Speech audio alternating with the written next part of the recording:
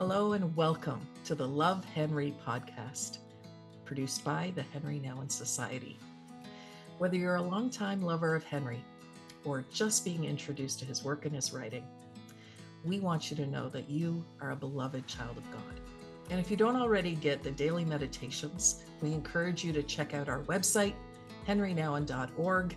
Sign up for a daily reminder and inspiration to deepen and enlarge your spiritual life. I'm thrilled to have a longtime friend as our guest today, Bradley Jersak. Thanks for being with us, Brad. Thanks for having me, Wendy. It's good to see you. And I am It's thrilled that you are involved with Henri Nouwen Society. This is a wonderful opportunity, and I'm so indebted to him. So to have a friend link into what's going on here it's good news indeed. Well, I probably say this every podcast, but I read Henri as a hurting teenager, and it's immeasurable the impact that he had on my life. So it really is a very full circle experience to now be able to share Henri, hopefully with also new audiences and younger audiences, because I know what an impact he made on me when I was just a young person. So that's pretty cool. But for those of you who don't know Bradley, he's a superstar. He's an author and a teacher. He lives in beautiful Abbotsford, BC. He's currently serving as the principal of St. Stephen's University, and he directs SSU's School of Theology and Culture. But not only that, he also teaches peace studies with the Jim Forrest Institute for Religion, Peace, and Justice. He's also a speaker with the Open Table Conference crew and writes regularly for the Clarion Journal and CWR magazine. Now, I love this. I pulled this right off your website, Bradley. Through his books and seminars, Bradley shares the good news that God is love, perfectly revealed in Jesus Christ, and that God's love heals wounded hearts and empowers us to heal this broken world. And I can imagine that if Henri was sitting beside me, he would just be so excited at that sort of sense of mission through your vocational calling and work. So it really is a thrill to have you. Uh, I'm not a stranger to St. Stephen's University, has a special place in my heart. And so I wonder if you would just share with us for a few minutes about what you're most passionate about right now and all the things that you're doing, the writing, the teaching, the sharing, the learning. What are you most passionate about? I think I'm most passionate about the idea of bridging people. And so what we're discovering in different ways at the university is in, let's say, the theology and culture program, there's a real market for those who want to cross bridges and enter conversations with those who are much different than them. So this would be a place where people from the ideological left and right, or conservative and progressive, and you name it, all those us them ideologies can sort of transcend the culture wars and get together, study together in a brave space where they share different opinions and may even get triggered, and then go to dinner together or the pub or karaoke or something like that, such that those that we thought were them at the beginning of a cohort, for example, become dear friends and travel company when we do our travel modules. So there's a bridging happening at a cultural level with that. And then in the Jim Forrest Institute, that's our peace and justice department, the bridging is happening in terms of multi-faith conversations with people who, again, very different than us, but are like-minded in our pursuit of peace. And we're learning how to honor and respect one another and hold difference with respect without losing ourselves. And then in the reconciliation studies program, which is still trying to get traction here, we're looking at about accompanying indigenous people as we cross bridges together.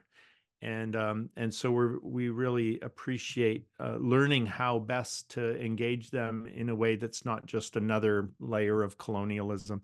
So the bridging part has my heart right now, and I'm happy to sow into that, and I'm grateful to say we're seeing some of the reaping as the students go out into the world and become agents of peace building and reconciliation.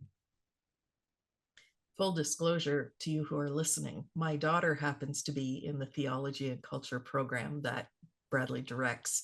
And so she's in her 20s. And I think it's just so incredibly encouraging that young people are saying, this is a worthwhile and worthy pursuit for my vocational work. Now, Bradley, like many of us, you were a reader of Henri Nouwen early on. Tell us about your encounter with Henri and what impact did his writing have on your formation as you've moved into so many different facets of ministry and teaching? Well, it was surprising and enormous. So I was working at Bethel Mennonite Church in youth and young adults ministry. And then the pastor that I was working with there, Peter Bartell, who just passed away this Sunday, dear friend, we just dearly loved each other. And he was such a good mentor in the Jesus way. So he called me into his office and he had received a few copies of In the Name of Jesus. And he gave me a copy and he said, I think you might appreciate this book. Not long after that,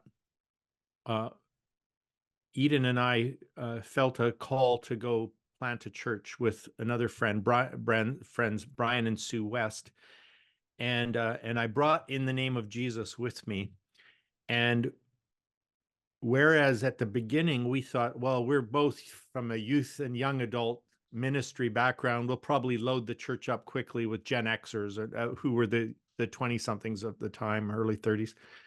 And that just didn't actually happen.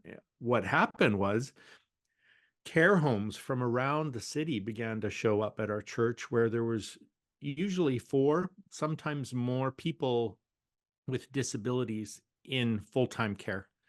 And when they would come to our church, if they became what, let's say, the status quo would think as disruptive, let's say they have a grand mal seizure, or they're autistic and they start shrieking, or they bring their guitar along because they're a person with Down syndrome who loves to be in worship, and all of the ways that a church can get messy and loud and beautiful. That's who started showing up. In fact, 1/3 of the congregation were residents in full-time care, and that blindsided us. We were happy for it. We didn't see it coming. Right then, I said, Brian, we've got to read In the Name of Jesus again.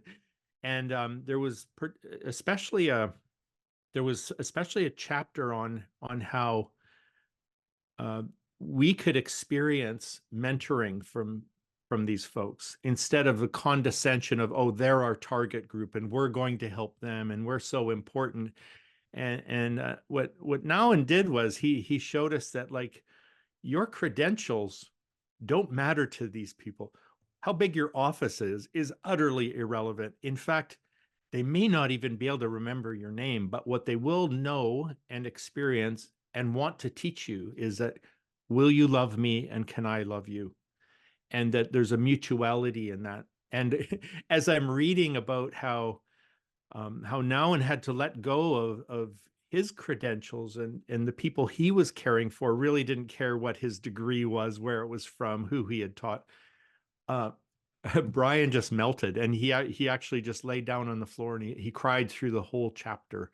Something was being released from him. I think he was being healed of the need for affirmation through standard worldly credentials, and 1,000 pounds came off his shoulders as they did for me. Well, that book and even that chapter ended up shaping the next 20 years of Fresh Wind Christian Fellowship. Was the church that existed for that time, and it had a profound effect on all of us. But like right into the foundations, there was Nouwen.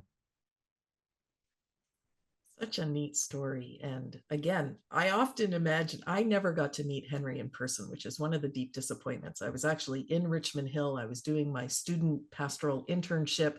And I just thought, surely there's going to be an opportunity soon. But it never really occurred to me to just drive up to daybreak and meet him. And then, of course, he died so unexpectedly in 1996, and I missed my chance. But I often imagine him sort of beside me in this work. And I think he just, again, would have loved to hear that story. I'm of Dutch descent, and so I know what it's like when Dutch people get really excited. Oh, It's okay. this energy and charisma. And when I watch videos of Henri, I just know that that was part of his character and part of his passion. Now, we've called this podcast Love Henri, based a little bit on the title of this book, which is a collection of letters that Henri wrote. And he was incredibly disciplined in keeping up with his correspondence. Friendships, relationships were so dear and so important to him. And we thought it would be neat to pull some of these letters forward from the dusty past and use them as a bit of a catalyst for conversation. And today's letter is Henri's writing to a guy named Ed, who was editor of the Catholic Times and a friend. And Ed is at a crossroads. So Henri writes with some really concrete suggestions about how to live in that time of decision making and discernment. It's written in July from 1988, so a few years ago. And this is what Henri writes. Dear Ed, many thanks for your very good letter. I very much understand you when you say that you find yourself at another crossroad in life. I would very much like to encourage you to take that very seriously and ask the Lord fervently to show you where he is calling you. When I was at Harvard, I also had that very deep feeling that God was calling me to something new. And I was even afraid to pray because God might give me too clear an answer. But as I prayed, I found that God did indeed have something new in mind for me. And I am deeply grateful that I listened to his voice, even though I was led to places I would rather not go. You certainly have the strength to overcome cynicism and become a model of hope. The simple fact that you raise that question makes me aware of your real search and the fact that God is calling you to something new. Try to take little steps in the direction of your inner call. A regular hour of silent prayer, talks with people who can truly listen to you, reading books that help you sharpen your own inner vocation, visits to places and people where some of your dream is lived out. Be sure to never let your life go flat. Always know that God is calling you to ever greater things. Maybe one day you will have an opportunity to come and visit us for a few days, and then we could talk more about your vocation. I'm certainly very open to that. Thanks again for writing. Be sure to stay in touch. With warm greetings, love, Henri. Now, as you're listening to that letter from 1988, what resonates, Bradley? What jumps out at you? Two things immediately. The first one is the importance of getting into the right posture when we're in a liminal space where we sense we're at a crossroads. And by what I mean by right posture is I'm in the early part of the letter, it felt like he was reminding me of Ignatius of Loyola in his conversations around discernment, that when we're in a liminal space, we can end up doing a knee-jerk reaction if we're sort of in a if we're not in contemplation, but we're in desolation. That's sort of the language that's used in that world. So in desolation, that's when we might prematurely quit something or prematurely jump on a bandwagon just to change our situation. It's because our heart's not at rest. And it's very, very difficult to be patient through that and say, in the moment when I most want to run away, I won't. I'm going to sit. I'm going to wait. I know something's coming, but if I decide today while I'm in desolation or discouragement or somehow that my passions are upset, I'm not going to be hearing very clearly. So it feels to me like he's he's calling us to a place of stillness and even the silent prayer, right? And centering ourselves so that when we're at peace enough even to stay, now we'll be released to go and we'll see with much clearer eyes. So that's one aspect. But then he gets into vocation and he gives them a lot of really great suggestions about what to do, who to read, how to be, and let's say who to visit, and so on. And what I hear in that is the echoes of our other mentor, Jim Forrest, who is with the Orthodox Peace Fellowship, and we named the Peace and Justice Institute after him. And what was going on, I talked to Jim about this, about vocation when we're in transition and at crossroads, and especially for young people. So he actually helped me compose a letter to my sons about how to prepare for your vocation and not to confuse it with your career or your job. And so he said, you may have many jobs throughout your life, and you'll come and go, and that'll have salaries and tasks and job descriptions. But vocation is something bigger than that. And to get in touch with your vocation, which literally means your calling and what you're on earth to do, that can take time. And it means reading the heroes, reading the scriptures, time in prayer, engaging with mentors. And so Jim gave me a very similar list to what we hear in this letter. And it was just a reminder to me that we may have vocational shifts in our lives, but this is something different than a job. So for example, I think I have a vocation as a teacher, but that can look like a magazine article. It can look like a book. It can look like a lecture hall. It can look like a pulpit. But somehow that vocation is playing out in various ways, whether publicly or in individual mentoring and so on, even a podcast. So am I a podcast junkie? I don't think so, but maybe we're teaching something today as we're engaging on this letter. Well, I'm thinking a bit of what I know of your journey, and it's taken you through some twists and turns. You're not in the same place you are today that you were as you began eagerly setting out to participate in ministry. Tell us about some of the crossroads you have faced and how you worked that through to enlarge that sense of vocation for yourself. Okay, well, just full disclosure, I heard the word crossroads there with a capital C. And so sometimes I think that involved there is a kind of death and resurrection. And I know you've experienced this personally, that moving from one season of life to the other can be quite traumatic, but also loaded with opportunities. So for me, what happened was I came out of seminary wanting to be a Bible teacher in a college, and I tried everywhere, and all the doors were closed. They didn't need someone with an MA, unless it was a little Bible college that needed you to work 60 hours a week at 3 different jobs. And I just, no one was interested. And I said, well, Lord, as long as it's not like, I don't want to be a youth pastor. I'll do anything except that. Of course, then Eden's home church called me and said, we need a youth pastor. And I thought, I just don't want to do that. I even felt belligerent about it. I went and candidated out of, I don't know, desperation or obedience or something.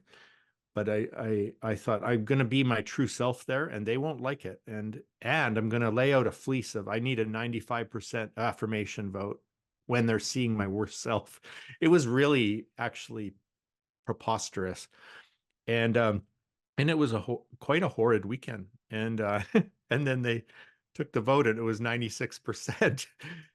Well, I end up going there for 10 years and absolutely falling in love with youth and young adults, with community outreach, with sort of the front lines equipping ministry, and really wonderful things happen.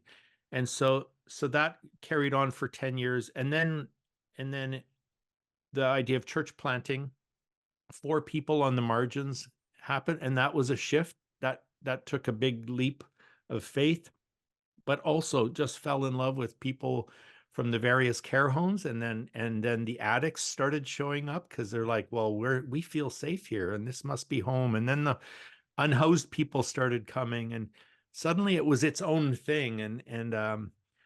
So, but 20 years into pastoring, then I actually had a major crash in 2008, and I came apart. Emotional breakdown and acting out in addictions, and it was awful. And I thought I don't think I trust God anymore, and that I've never had that. I'd never had that. So this was a massive shift for me, and I spent the next 5 years recovering from that. And Eden, my wife, was amazing. The church asked her to step in and lead.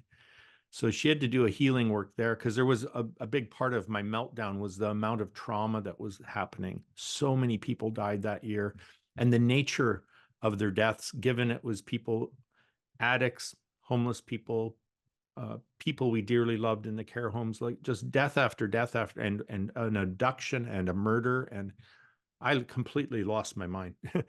I probably spent half the next year in bed. And in the midst of that, I met Simone Weil, through her writings, who and found a wonderful spiritual director, Stephen Imbach, who had been he had engagement with Henri Nouwen, and so it felt like I was getting a Nouwen disciple, really, my spiritual director for 10 years. And 12-step recovery was part of that, and then but also I was able to just hunker down and do my PhD work on Simone Weil and the problem of suffering, the problem of affliction, and then by the time I finished that, I was just finishing up, and I got an offer to teach in England at Westminster Theological Center, where then I met Peter Fitch and Walter Thiessen, who were guest lecturers there, or adjunct, who said you should come to St. Stephen's, and so I ended up there. And so we have this 20-year period of pastoring, 5-year period of recovery, and then since 2012 working finally I got to be a Bible teacher and theology teacher and so on. And now the last season has sort of thrust me into this principal position at St. Stephen's, and I will see where that goes. But I'm also turning 60 in a few weeks, so you got those seasons going as well. So that's a bit about my journey, and there are chunks to it, though, aren't there? And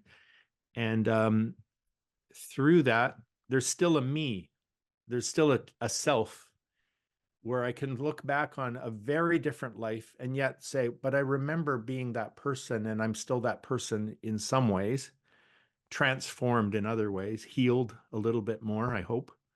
So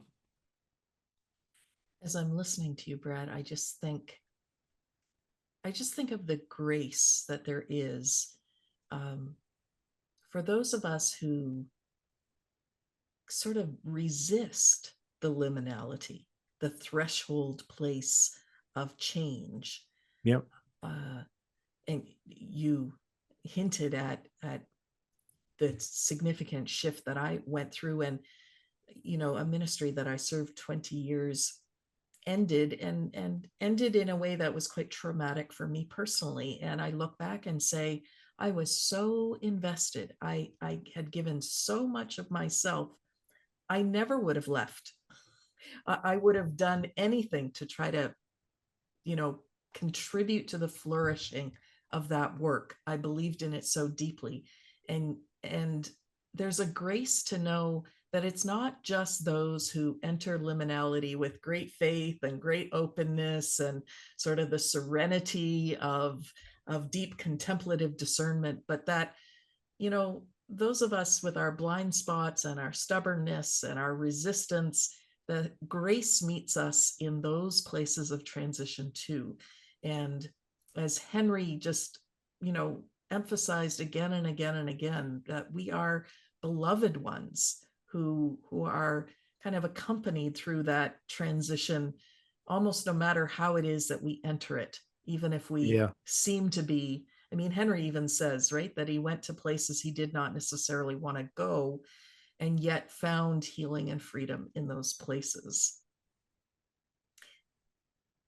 Now, in your work with students and also the interactions you have with those who've been reading your books, what kinds of questions and searching are you encountering when it comes to a sense of vocation or transition?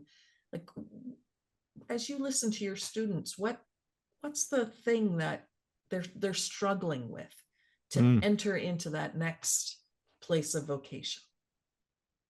Oh, what an important question. I think that there's two layers going on for them at once. One of them is that many of them are in some kind of, we'll use the D word, deconstruction, um, or we could say growth. We could say reframing.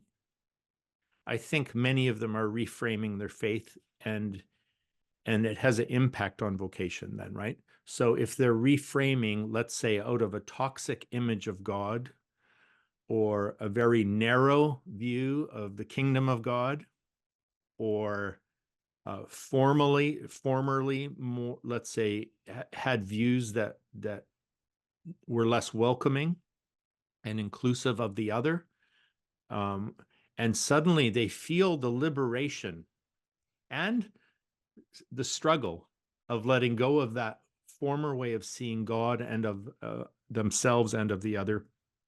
This can be quite a faith crisis for them, but the crisis is an opportunity, and so that some of them need to go through a bit of a faith meltdown in order to rebuild.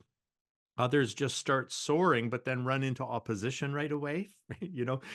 So some are coming to school thinking like, I'm losing my faith here, but then it gets reinvigorated. Others are coming to school and they're like, this is what I've been looking for, but where else can I go now? So then that takes you to the next layer, is when if you have somebody who is in the midst of or passing through a faith shift, and they're not only thinking about where will I find a job, but like, where do I belong? To whom do I belong? And so that may include a complete, like, let's say, a shift from one denomination to another. Let's say they go from evangelical to Quaker or something like that. But it can also be in terms of like the kind of jobs that they do. So let's say I've been a pastor all my life, it's all I know, and now let's say I become affirming and I'm no longer welcome, and I don't know the rest of that world. Maybe I don't even want to pastor anymore, which was like my case. I'm like, I think I'm done with pastoring. Now what? So that's a huge struggle for people. And then even they put some responsibility on us, and they're like, okay, if I get an MA, where will I get a job? It's like, I don't know. I guess we'll pray about that and watch for it. And you kind of have to apply and know what you want to do. So they're really struggling. And I think it's really nice then that, let's say, a degree can take some time. It gives you time. It buys you time where you can still feel like I'm working, I'm doing the inner work, I'm doing the vocational work, but I don't know tomorrow where I'll be, but maybe in 2 years, actually, they're ripe, and then something opens up for them and they're welcomed into uh, new doors. When we talk of liminal space, of course, that literally means like the lintel of a doorway. We're crossing through a doorway, and I think some worry about getting stuck in the doorway. They feel like it's more like a long hallway. It's very disorienting. And I find it comforting to think of even Christ's words, I am the door. So what if liminal space isn't like the place between where Christ was with you and where he will be in the future, but it's like, when I look back now, it was those crossroads that actually were the most formative for me. And that's where I met God in new ways, fresh ways that transcended my theology for sure. I wonder if you would comment a bit on the role of community. Henri writes this letter to an individual, and students may come to SSU and your theology and culture program or the peace and justice program as an individual. But tell us a bit about how you are witnessing community being part of moving through these crossroads, moving through these times of discernment and a clarifying vocation, even the deep questions about can I make a living and support my family after I do this work? What role does community play? Yeah, it's just so crucial. I see it both in the academic world and in the 12-step world, in other kind of recovery circles and in spiritual direction. So the community aspect to me, the first thing that jumps out is it's an embodiment of the divine. It's an embodiment of non-judgmental listening and attention, which is the rarest form of, uh, of love, probably. And so first of all, to feel like you're being heard, but also then even at the outset, oh, there's a place to belong. I find like the community, then what it helps us is where I'm most likely to get stuck, to have someone accompany me through it. They might not drag me or push me through it, but at least and not have answers or fixes, but just to have others who are walking with me. I can think of a friend who decided to come to our residency in the spring. He was 80 years old, and he had been a pastor most of his life, and then just actually through discovering who he was, just starting to discover who he was as he's pushing 80. And I talked to one of his friends this week, and he said the before and after of that 1 week experience in community has changed him completely forever. I'm like, 80 years old, that's a little bit late to be doing that. And it's like he's gone from loneliness and depression and long-term guilt into just sharing his story in a few minutes in a classroom. And instead of being horrified or too awkward, the students just all gathered toward this guy and loved on him and said, we love you for who you are. We hardly know you, but our first experience of you is authenticity. And he hadn't experienced this before from family or friends or former colleagues and congregants. Suddenly, this little community of, I don't know, maybe there was 12 or 15 people, in the span of 7 days, it shifted everything. And here's a great example of where vocation isn't about job. His one job right now is he serves as a volunteer for a ministry, like a relief ministry. And he did that before and he did that after. But his place in the world, who I am and how I serve and who I want to be, it created such broader horizons that he could not see without that sense of connection that happened in community there. So our tendency, even in liminal space times, for some it will be to reach out, but for some it's to isolate. And the stuckness that comes from that absolutely needs other people who embody the love and acceptance of God. It seems to me that connected to that is asking for what we need. And for some of us, especially if our crossroads is coming after a season of great competence and great contribution, is it's so challenging to say to a community of people and risk the trust that presenting your need will not diminish you in the relationships that you hold so dear. And Henri modeled that so amazingly.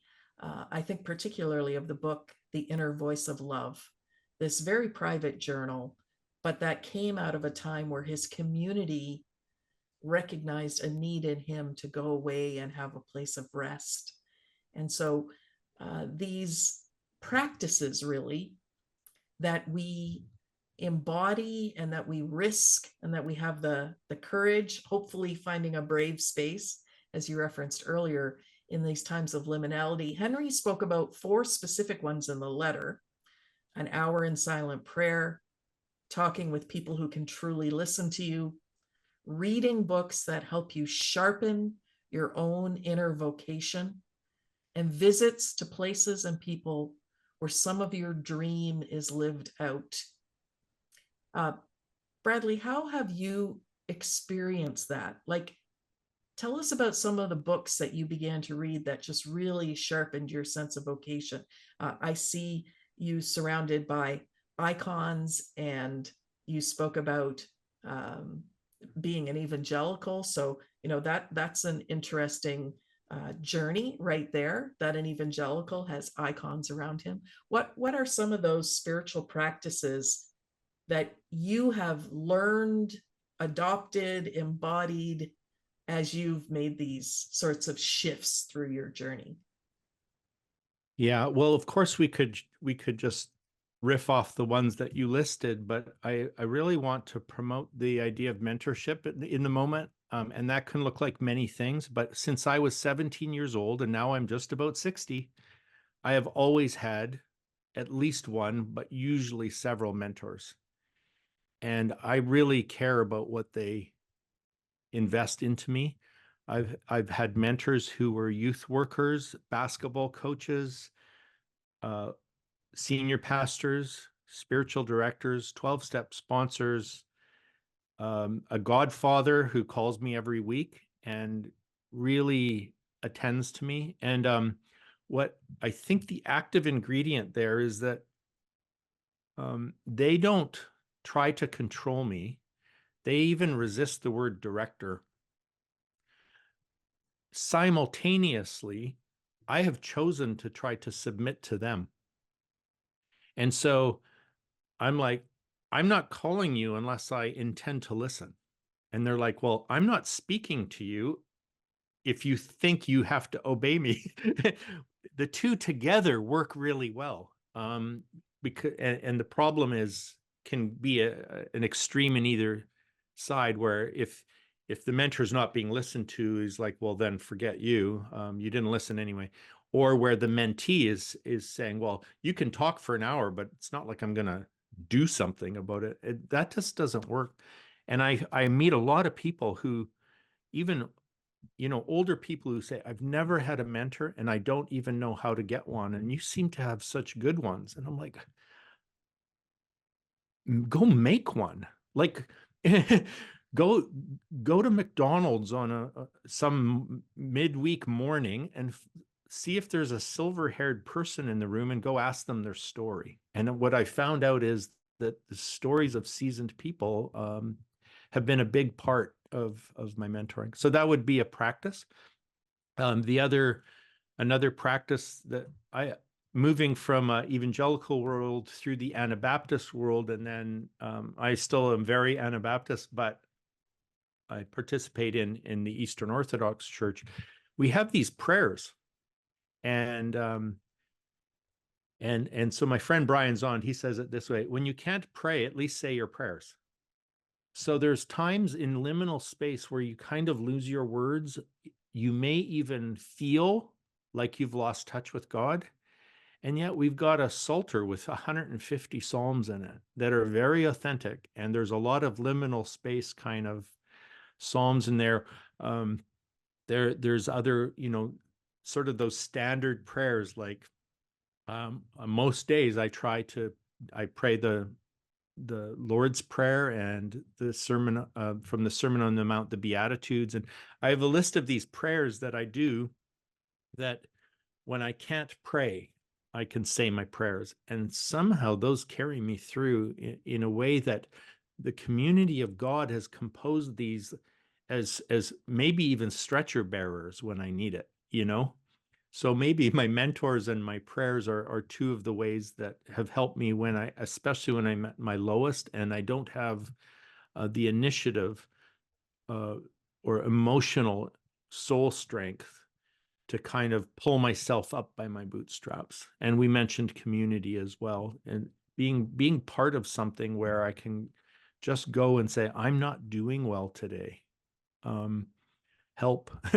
And that there would be the kind of listeners who aren't rushing with a fix or advice. Certainly not like Facebook comments. It would be the arm around me and tucking me under their wing. Mm-hmm. I'm struck by Henri's encouragement about books. And I think we are perhaps a little addicted to the Insta inspiration a la social media, the meme that is supposed to nourish us for the day. Yeah, Uh, yeah. Tell us about, you spoke about how Simone Weil was sort of the veil, was the entry point for you, but I know you teach now on the early fathers and mothers. Who are some of those voices from the past, as someone who grew up evangelical, so wasn't hearing about them all the time? Who have been some of your accompaniers? Oh, very good. And I literally feel like that in the sense that I'm not reading dead people. I'm communing with the living in the cloud of witnesses who are helping me along. So that's part of the Orthodox tradition is the sense of their presence to me, because we're at the same throne of grace when I come to meet with the Lord. So, for example, Saint Athanasius, he wrote a book called On the Incarnation, and that's precious to me, and it helped move my boundaries because one of his great emphases there is how that in Christ God has united God's self to every single man, woman, and child on the planet. It's an absolute union. It's that Christ has made himself indivisible from the human condition, and so it's not like he just suffered in past tense, like sort of we suffer.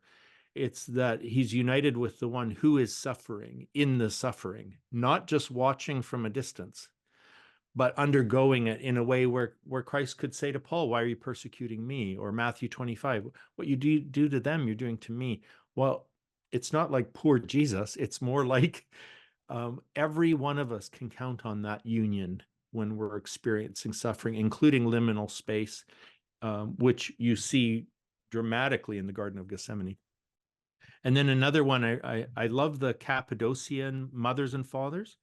And what's going on there is you've got these great men, male theologians, Gregory of Nyssa, Gregory of Nazianzus, Basil the Great, and so on. And they are writing theology as they're observing the female people in their life, the grandmas, mothers, sisters, who are actually being transformed in front of their eyes, and they're like, something is happening in these women that we need a theology to describe it. So they come up with this beautiful theology of theosis, that we are being transformed from grace to grace, be transfigured, in the words of Paul, into the image of Jesus Christ. And they're like, how is this happening?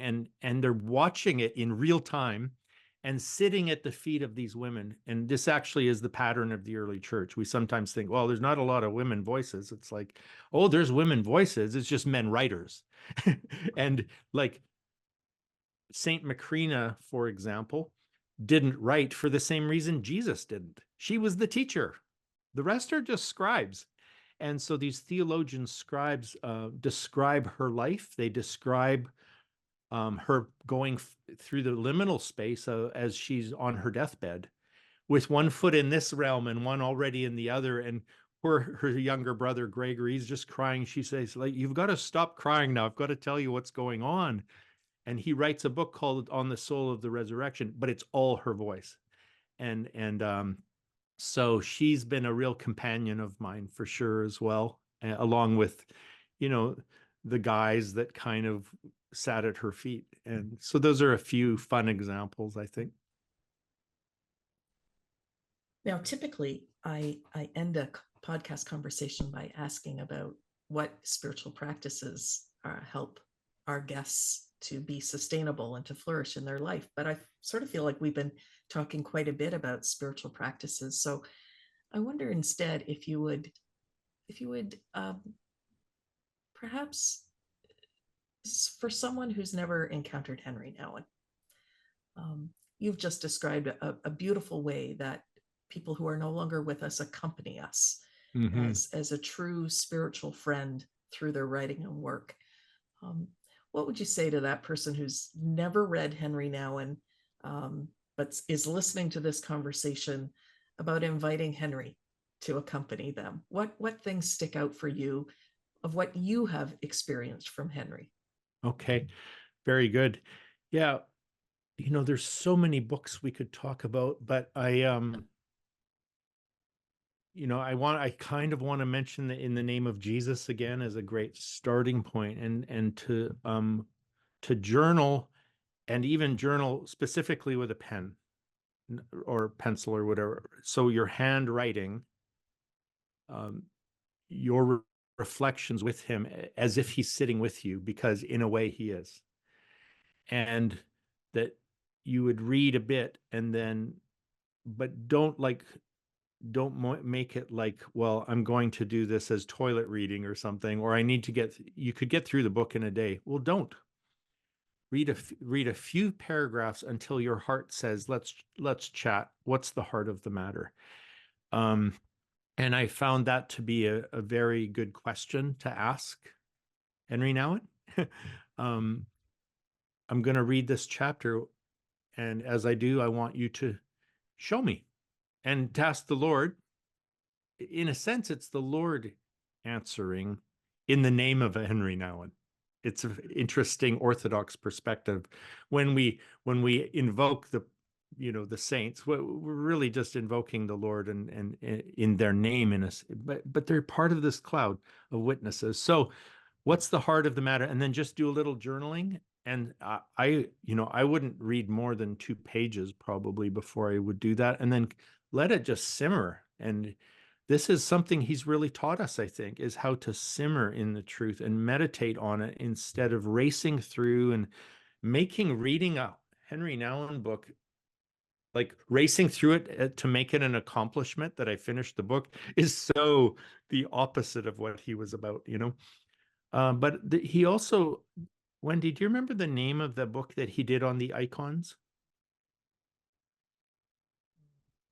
And it's really it's a different space he's coming from, but he wrote a book about icons, and maybe we can look it up later and add it to a link. But he takes us to the Trinity icon and to a few others, and it's his meditations as he's looking on these really, most of them are Eastern icons, I think, and especially the Trinity one has been precious to people who knew him.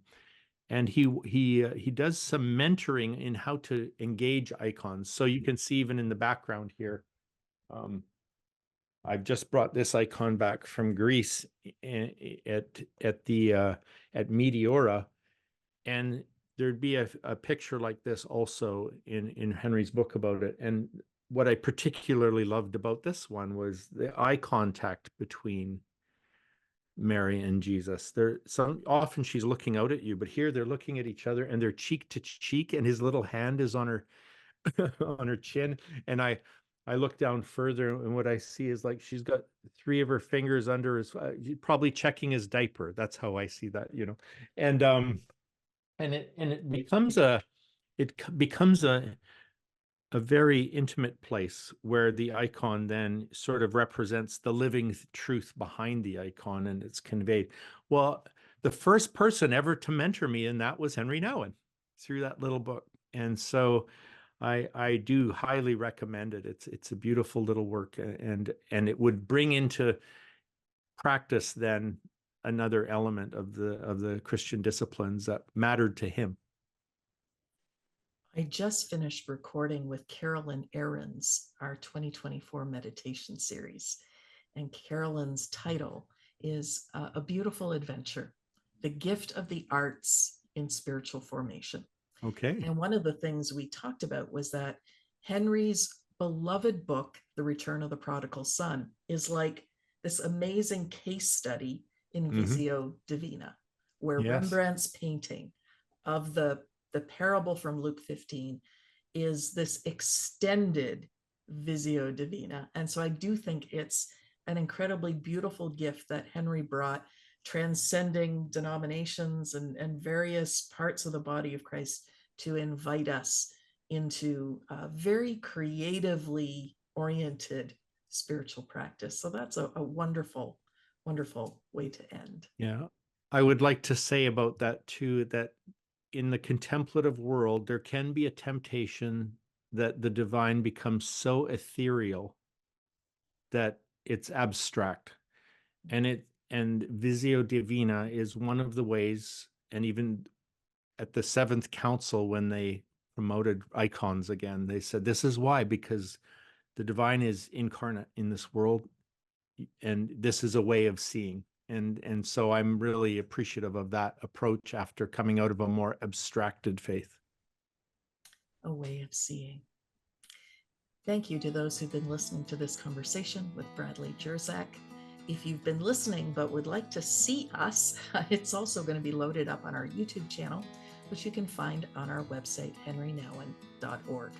Now, Bradley has some amazing books. We haven't even specifically talked about any of them in this conversation, but all of that information will be available also in the show notes. So again, thank you for being with us, and never forget that you are God's beloved.